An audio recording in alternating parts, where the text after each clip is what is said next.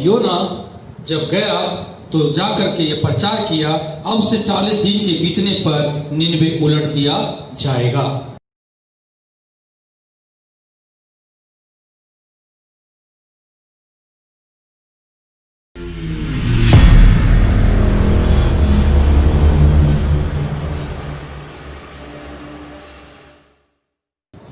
भूले और भटके थे हम, जाते तो जाते कहाँ, किसी ने बताया हमें यीशु मसीह है यहाँ। भूले और भटके थे हम, जाते तो जाते कहाँ, किसी ने बताया हमें यीशु मसीह है यहाँ। महिमा हो तेरी महिमा हो, महिमा हो तेरी महिमा हो, महिमा हो तेरी महिमा हो, महिमा हो तेरी महिमा हो। दुनिया की चिंता को छोड़ आगे ही बढ़ता चल, पाएगा शांति आराम, जीवन मिलेगा तुम्हें। दुनिया की चिंता को छोड़ आगे ही बढ़ता चल, पाएगा शांति आराम, जीवन मिलेगा तुम्हें। भूले और भटके थे हम, जाते तो जाते कहाँ, किसी ने बताया हमें यीशु मसीह है यहाँ। जीवन की रोटी है वो, जैसा कि उसने कहा, जीवन की ज्योति है वो, जग का उजाला भी है। जीवन की रोटी है वो, जैसा कि उसने कहा, जीवन की ज्योति है वो, जग का उजाला भी है। भूले और भटके थे हम,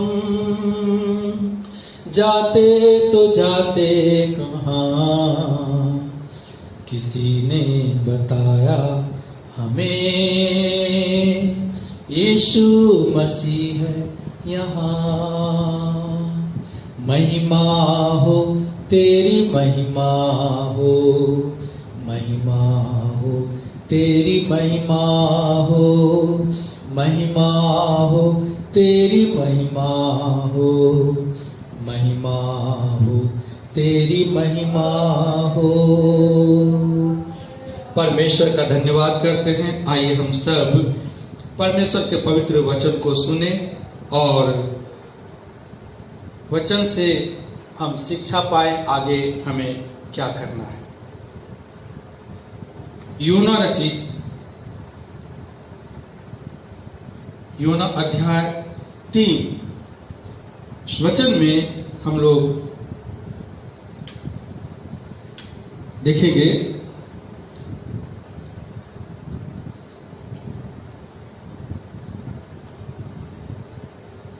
योना 3 अध्याय उसका 4 वचन से पढ़ते हैं तो 4 वचन में लिखा है कि योना ने नगर में प्रवेश करके 1 दिन की यात्रा पूरी की और यह प्रचार करता गया, अब से 40 दिन के बीतने पर निनवे उलट दिया जाएगा। योना निनवे देश हो गया और क्या प्रचार किया कि अब से 40 दिन के बीतने पर योना ये निनवे क्या होगा, उलट दिया जाएगा। क्योंकि परमेश्वर ने उसे भेजा, जिस परमेश्वर का नाम है यहोवा। यहोवा परमेश्वर ने योना को भेजा कि हे योना, निनवे देश में पाप बहुत बढ़ गया है और अब मैं उसे नाश करने पर हूं, इसलिए तू जा और मेरे नाम से तू वहां के लोगों को चेतावनी दे। और योना जब गया तो जाकर के ये प्रचार किया, अब से 40 दिन के बीतने पर निनवे उलट दिया जाएगा। और जब निनवे के मनुष्यों ने, निनवे के लोगों ने जब सुना इन बातों को, तब निनवे के मनुष्यों ने परमेश्वर के वचन की प्रतीति की, परमेश्वर के वचन पर विश्वास किया। और विश्वास जब वो किया, विश्वास करने के बाद वो क्या करता है कि वो उपवास का प्रचार किया और बड़े से लेकर छोटे तक सबों ने टाट ओढ़ लिया। निनवे के लोगों ने क्या किया, उपवास का प्रचार किया, आपस में एक दूसरे को, सारे लोगों को कहा कि हम लोग सब मिलकर के आओ उपवास करें, टाट ओढ़े और पश्चाताप करें, परमेश्वर से माफी मांगे और अपने बुरे कामों को छोड़े। इसलिए हम एक बातों को यहां देखते हैं, निनवे में जब योना आया, किसी के पाप को उसने बताया नहीं कि तुमने ये पाप किया, तुमने ये पाप किया, तुमने व्यभिचार किया है, तुमने हत्या किया है, तुमने चोरी किया है, ऐसा योना ने नहीं बताया। लेकिन सिर्फ इतना ही योना कहा कि इस देश को परमेश्वर 40 दिन के बीतने पर उलट देगा, इसे पूरी तरह से नष्ट कर देगा। फिर भी निनवे के लोगों ने विश्वास किया, परमेश्वर के इस दास के भविष्यवाणी पर विश्वास किया। क्यों विश्वास किया? क्योंकि उसे मालूम है निनवे के लोगों को कि मैं किस तरह के कामों को कर रहा हूं, किस तरह के हम बुराई में फंसे हुए हैं, हमारे देश के लोग किस तरह के बुराई में फंसे हुए हैं। और हर एक व्यक्ति इस बातों को जानता है कि पाप जो है वो परमेश्वर को भाता नहीं है, और जब पाप बढ़ता है परमेश्वर क्रोधित होता है और देश में कई तरह के संकटें आती है। इसलिए निनवे के लोगों ने क्या किया, विश्वास किया, और निनवे के लोगों ने विश्वास करके वो क्या किया, उपवास का प्रचार किया, टाट ओढ़ लिया, पश्चाताप किया। और इतना ही नहीं, जब उस देश के लोगों ने ऐसा किया तो ये बातें राजा को भी मालूम हुआ, निनवे देश के राजा को। और निनवे देश के राजा ने क्या किया कि वो भी जब राजा के कान तक पहुंचा, 6 के वचन में लिखा है, तब यह समाचार निनवे के राजा के कान में पहुंचा और उसने सिंहासन पर से उठ अपने राजकीय वस्त्र उतार कर टाट ओढ़ लिया और राख पर बैठ गया। देखते हैं कि एक राजा के अंदर भी एक भय है, और राजा के सामने भी योना ये नहीं कहा कि तुम्हारे राज्य में ये हो रहा है और तुम इस तरह का गलती किए हो, ऐसे पाप किए हो। नहीं, पाप का कोई गिना नहीं रहा है। लेकिन फिर भी राजा क्या कर रहा है कि वो अपने सिंहासन को छोड़ करके उठा, अपने राजकीय वस्त्र को क्या किया, उतार दिया, और वो भी राजा भी टाट ओढ़ लिया और क्या किया, राख में बैठ गया। क्यों? क्योंकि राजा को भी मालूम है कि मेरे राज्य में, मेरे देश में क्या चल रहा है, मेरे देश के लोग कैसे हैं, किस तरह की बुराइयां मेरे देश में हो रही है, वो सारी बातों को राजा को मालूम है। और यहां पर एक बातों को जानेंगे कि एक राजा अकेले ही सारे लोगों को जब तक उनकी प्रजा उसे मदद ना करे तब तक पूरे राज्य में सुधार होना मुश्किल होता है। और इस जगह में हम देखते हैं कि निनवे देश के लोगों ने राजा को मदद किया है, और निनवे देश के लोगों ने उपवास किया है, टाट ओढ़ा है, पश्चाताप किया है, और राजा भी इस बात को अंगीकार करता है और राजा भी वही काम किया जो उस देश के प्रजा कर रहे हैं, और साथ ही साथ और बेहतर तरीके से पश्चाताप करने के लिए और उपाय भी करते हैं। राजा अपने प्रधानों से वो सम्मति लेते हैं। वचन में हम देख सकते हैं, साथ में राजा ने प्रधानों से सम्मति लेकर निनवे में इस आज्ञा का ढिंढोरा पिटवाया, क्या मनुष्य, क्या गाय बैल, क्या भेड़ बकरी या अन्य पशु कोई कुछ भी न खाए, वे न खाए और न पिए। मनुष्य और पशु दोनों टाट ओढ़े और वे परमेश्वर की दुहाई कैसे दे, चिल्ला चिल्ला कर दे। परमेश्वर की दुहाई यानी हे परमेश्वर, हमसे पाप हो गया, हमने ये काम किया, हमने वो बुरे काम किया, इस तरह से बोल बोल करके क्या करना है, परमेश्वर को दुहाई देना है। और कह रहा है राजा, चिल्ला चिल्ला कर दुहाई, चिल्ला चिल्ला कर, और वे परमेश्वर की दुहाई चिल्ला चिल्ला कर दे और अपने कुमार्ग से फिरे। क्या करे राजा, अपने कुमार्ग से फिरे। अपने लोगों को कह रहे हैं कि ये ढिंढोरा पिटवा दो कि हमारे देश के सारे लोग क्या करें, अपने अपने कुमार्ग से फिरे। यानी राजा को भी ये वचन के द्वारा हम देख सकते हैं कि राजा को मालूम है कि उसके राज्य में लोग कुमार्ग पर चल रहे थे, इसलिए ये बातें राजा को मालूम है कि हमारे देश के लोग कितने पाप में डूबे हुए हैं, इसलिए राजा खुद भी पश्चाताप कर रहे हैं। और आगे राजा कहते हैं, और उपद्रव से जो वे करते हैं, और वे लोग उपद्रव भी करते थे उसके राज्य में, यानी मारपीट, दंगा फसाद, ये सब भी करते थे। ये सारी बातें भी राजा को मालूम है, और उसके बारे में राजा क्या कर रहे हैं कि लोग क्या करें, पश्चाताप करें। संभव है परमेश्वर दया करे, संभव है कि परमेश्वर दया करे और अपनी इच्छा बदल दे और उसका भड़का हुआ कोप शांत हो जाए और हम नष्ट होने से बच जाए। हम इस बातों को देखते हैं, राजा के अंदर भी एक विचार था कि हमारे देश के लोग कुमार्ग को छोड़ दे, उपद्रव करना छोड़ दे, लेकिन लोग मानने के लिए तैयार नहीं था। लेकिन जब एक परमेश्वर का जन आकर के वहां पर ये भविष्यवाणी करता है, तो वहां के लोग मन फिराते हैं, राजा भी मन फिराते हैं। हालेलुया, परमेश्वर का धन्यवाद हो। और इस तरह से जब लोग उपवास करते हैं तो उसका परिणाम क्या होता है, 10 में देखते हैं, जब परमेश्वर ने उनके कामों को देखा कि वे कुमार्ग से फिर रहे हैं।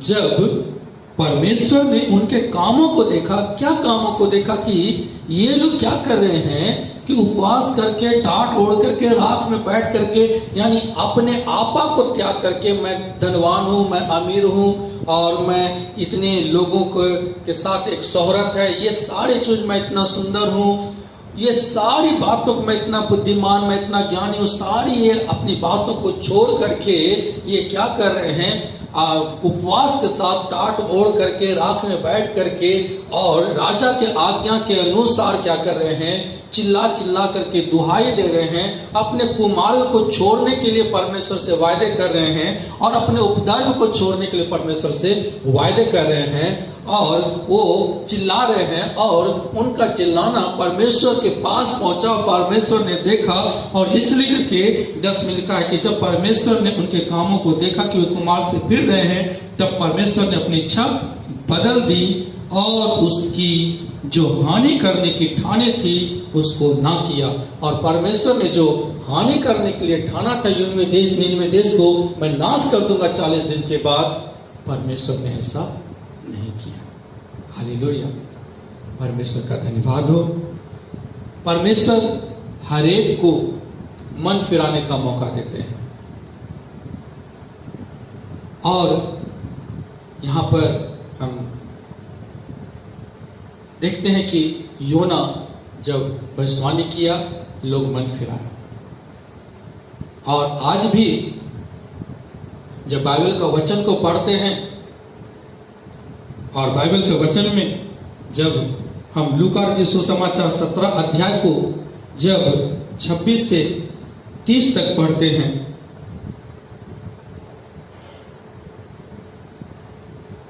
तो उसमें भी हम देख सकते हैं। और मत्ती रचित सुसमाचार 24 अध्याय का 1 से 44 तक यीशु के आगमन का चिन्ह को देख सकते हैं।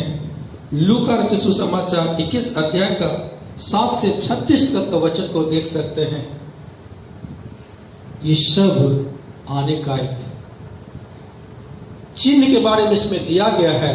और जब हम इसके अध्ययन को करेंगे तो हमें मालूम होगा कि अभी जो विपत्तियां हम लोग देख रहे हैं और ये विपत्ति हमें किस ओर इशारा करती है। ये विपत्ति हमें पश्चाताप करने के ओर इशारा करती है। हालेलुया। ये विपत्तियां हमें हमारे कुमार को छोड़ने के लिए इशारा करती है, हमारे उपद्रवों को छोड़ने के लिए इशारा करती है। अगर आप ऐसा नहीं करेंगे तो यीशु मसीह एक बातों को कहे हैं, हम वचन में देख सकते हैं। मत्ती रचित सुसमाचार और उसका 12 अध्याय का 41 वचन में, निनवे के लोग न्याय के दिन इस युग के लोगों के साथ उठकर उन्हें दोषी ठहराएंगे, क्योंकि उन्होंने योना का प्रचार सुनकर मन फिराया और देखो यहां वह है जो योना से भी बड़ा है। हालेलुया। हम लोग परमेश्वर का वचन यहां पर देखते हैं। यीशु मसीह साफ रीति से कह दिए हैं कि निनवे के लोग क्या करेंगे न्याय के दिन, यानी निनवे के लोग जो उस समय पाप से मन फिराए थे वो सब अभी जीवित नहीं है।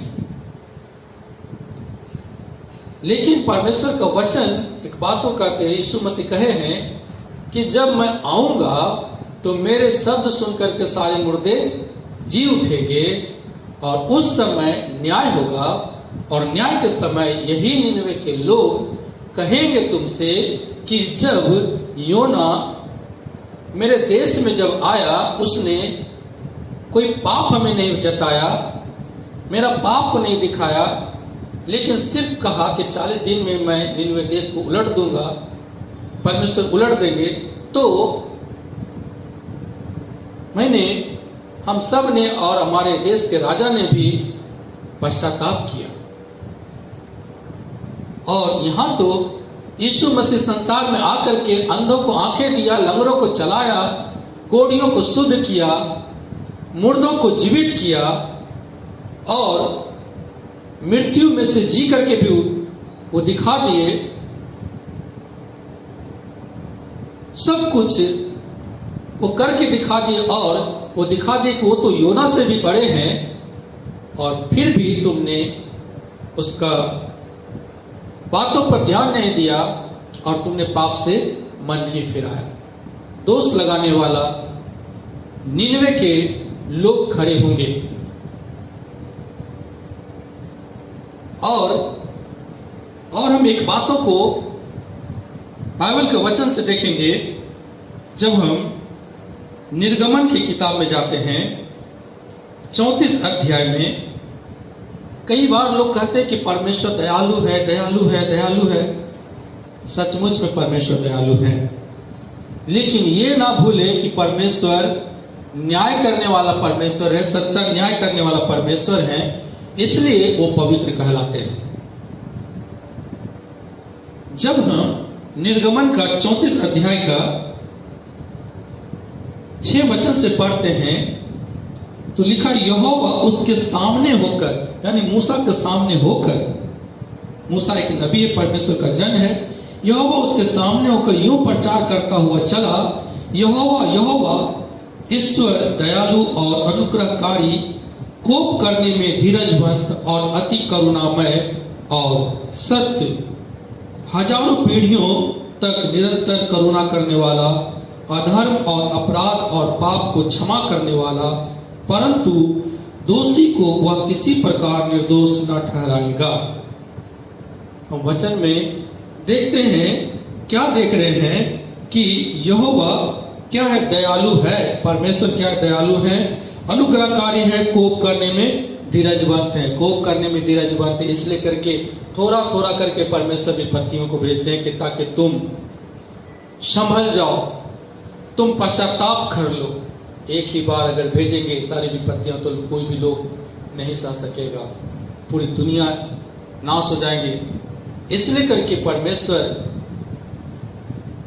क्या कर रहे हैं, यहां पर लिखते हैं कोप करने में धीरजवंत हैं और अति करुणामय।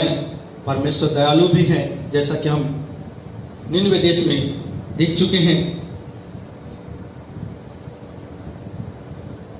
और सत्य, हजारों पीढ़ियों तक निरंतर करुणा करने वाला, अधर्म और अपराध और पाप को क्षमा करने वाला। अधर्म, निनवे देश में परमेश्वर ने क्या किया, अधर्म को, अपराध को, पाप को क्या किया, परमेश्वर ने क्षमा किया। परमेश्वर ने क्षमा किया। तो लेकिन आगे क्या लिखा है, परंतु दोषी को वह किसी प्रकार निर्दोष न ठहराएगा। लेकिन फिर भी परमेश्वर के न्याय के सामने ये जरूर है कि निनवे देश के लोगों ने अधर्म का काम किया, वो पश्चाताप जरूर किया, लेकिन फिर भी उसने पाप किया, क्योंकि उस जगह में शैतान जो दोष लगाने वाला है, क्योंकि शैतान ने भी पाप किया और उसके लिए परमेश्वर ने नरक बनाया है। लेकिन परमेश्वर ने मनुष्य के लिए नरक नहीं बनाया, परमेश्वर ने मनुष्य के लिए स्वर्ग बनाया है। परमेश्वर चाहते हैं कि मनुष्य सदैव परमेश्वर की आराधना करे। इसलिए हम देखते हैं कि शैतान क्या करता है, वो दोष लगाता है न्याय के समय। अगर जब दोष लगाएगा तो परमेश्वर अपने न्याय की रक्षा करने के लिए निनवे देश के सारे लोगों के लिए भी और उन तमाम लोगों के लिए जिसने पश्चाताप किया है, यीशु मसीह के आने से पहले तक की बातों को कह रहे हैं। और है तो ये बात की बात पे भी, लेकिन पहले की बातों को भी कह रहे हैं कि पाप पश्चाताप किया, लेकिन फिर भी पाप है। और उसके लिए परमेश्वर ने इस जगत में अपने इकलौते पुत्र यीशु मसीह को बलिदान होने के लिए दे दिया, ताकि हर एक लोगों का पाप क्षमा हो जाए, हर एक लोगों के पश्चाताप को कीमत को परमेश्वर ने यीशु मसीह के पवित्र बलिदान के द्वारा पूरा किया। हालेलुया। इसलिए लिखा है, परंतु दोषी को वह किसी प्रकार निर्दोष न ठहराएगा। अगर हम लोगों ने पाप किया है तो परमेश्वर हमें निर्दोष नहीं ठहराएंगे, लेकिन ये सच होगा कि परमेश्वर कहेंगे कि इसने जरूर पाप किया, पश्चाताप किया। और यीशु मसीह को जब क्रूस पर बलिदान होने के लिए परमेश्वर ने दिया, तो इन लोगों ने अपने अपने पाप को मान लिया और उस बलिदान को पर अपने पाप को चढ़ा दिया। इस तरह से हम परमेश्वर के न्याय से बच सकते हैं। निनवे देश में परमेश्वर ने सिर्फ उसी समय लोगों को बचाने का उपाय नहीं किया, बल्कि जब यीशु मसीह आएंगे, जब परमेश्वर न्याय करेंगे, उस समय भी के लिए भी उसे बचाने के लिए उपाय किए हैं। और आज भी यीशु मसीह कह चुके हैं। मरकुस का जब हम वचन में देखते हैं, मरकुस रचित सुसमाचार, तो यीशु मसीह ने कहे हैं कि जो विश्वास करेगा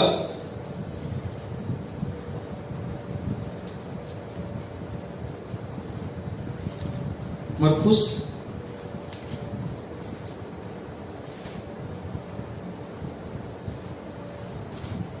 16 अध्याय में 15 वचन में कहे हैं, और उसने उनसे कहा, तुम सारे जगत में जाकर सारे सृष्टि के लोगों के को सुसमाचार प्रचार करो।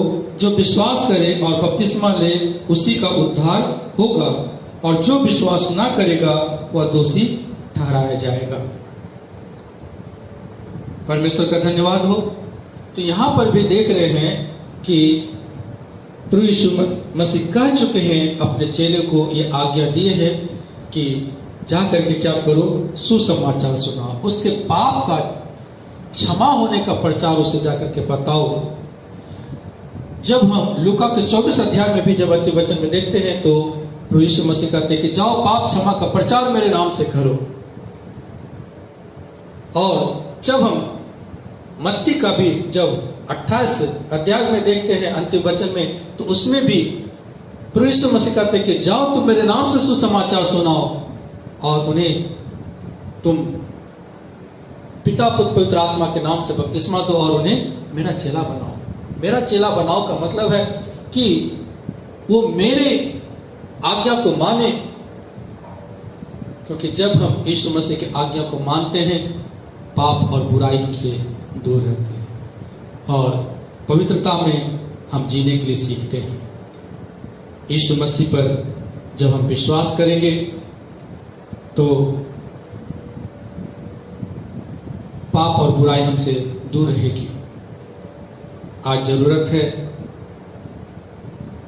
निनवे देश के लोगों के समान हम सबको भी प्रभु यीशु मसीह को ग्रहण करके और उनके सम्मुख पश्चाताप करें। और आज जरूरत है हमारे देश के प्रधानमंत्री हो, राष्ट्रपति हो, सारे मुख्यमंत्री हो या किसी भी देश के वो राष्ट्रपति हो या प्रधानमंत्री हो और जितने भी मंत्रियां हैं, हर एक देश के लोगों को आज भी निनवे देश के लोगों के समान पश्चाताप करने की जरूरत है। और यही सच है, ऐसा करने से परमेश्वर जिस तरह से निनवे देश पर दया किए और उसे नाश करने का विचार को बदल दिया, छोड़ दिए, उसी तरह से आज पूरी दुनिया जो खतरे में है, पूरी दुनिया जो नाश होने पर है, हम सिर्फ किसी एक देश को नहीं बचा सकते हैं, क्योंकि अगर पूरी दुनिया यदि नाश हो जाए तो एक देश कैसे बचेगा। इसलिए हमें पूरी दुनिया को बचाने की जरूरत है, तो हमारा देश भी बचेगा। इसलिए हम प्रभु के वचन को ज़्यादा से ज़्यादा लोगों तक पहुंचाएं और मोबाइल के द्वारा, व्हाट्सएप के द्वारा और कई तरह के परमेश्वर ने इस अंतिम दिनों में सुविधाएं दिए हैं। जरूर अभी हम लोग अपने अपने घरों में हैं, लेकिन फिर भी हमारे पास कोई बहाना नहीं है कि हम परमेश्वर का वचन कैसे सुनाएं, सुसमाचार कैसे सुनाएं, क्योंकि परमेश्वर ने इतने साधन भी दिए हैं कि हम घर बैठे भी हम प्रभु के वचन को सुना सकते हैं और लोग घर बैठे भी पाप से मन फिरा सकते हैं। आपके एक प्रयास के द्वारा एक घर बच सकता है, एक राज्य बच सकता है, देश बच सकता है। जब एक निनवे में जब एक योना के प्रयास के द्वारा जब उस देश के सारे लोग बचाए गए, वो सारा राज्य बचाया गया, तो क्या आप और हम योना के समान परमेश्वर के लिए खड़ा होकर क्या हम सुसमाचार नहीं सुना सकते हैं? परमेश्वर ने बाइबल क्यों हमें दिए हैं, क्यों हमारे हाथों में दिए हैं?